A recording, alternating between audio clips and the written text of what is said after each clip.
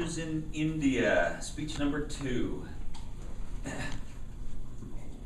People come to Toastmasters and they're at different places on the spectrum, and you are a lot farther along at speech number 2 than most beginning Toastmasters. As a matter of fact, as I was writing up the evaluation under speech value, preparation, organization, opening, body, conclusion, and transitions, I gave you all 5s.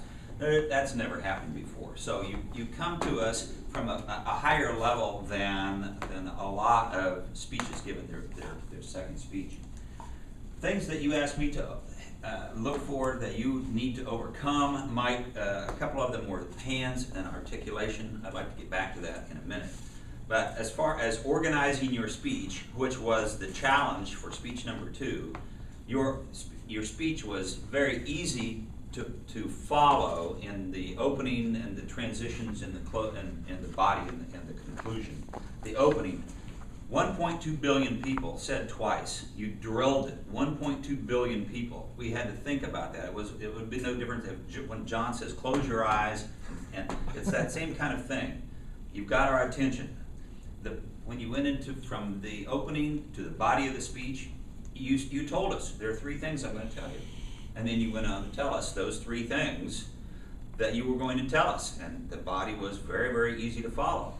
When you started the closing, the beginning of your conclusion was last week we celebrated 200 years. You could just follow that as if you were looking for it. Very, very, very smooth, very easily. Some of the things that I wanted to point out, one is the speechcraft. I thought the speechcraft was very good. When you talk about something like India, the challenge is not having enough to talk about. The challenge is figuring out how you're going to narrow it down, and you did that. Controlled nervousness. Everybody gets a little bit nervous, but I didn't see any real problems. Eye contact, great eye contact. You didn't pace. You were talking about your hands. I was watching your hands, and you kept them here, which is just great, because they weren't distracting, until you were counting, and then you counted with your fingers, and I thought that was very much under control.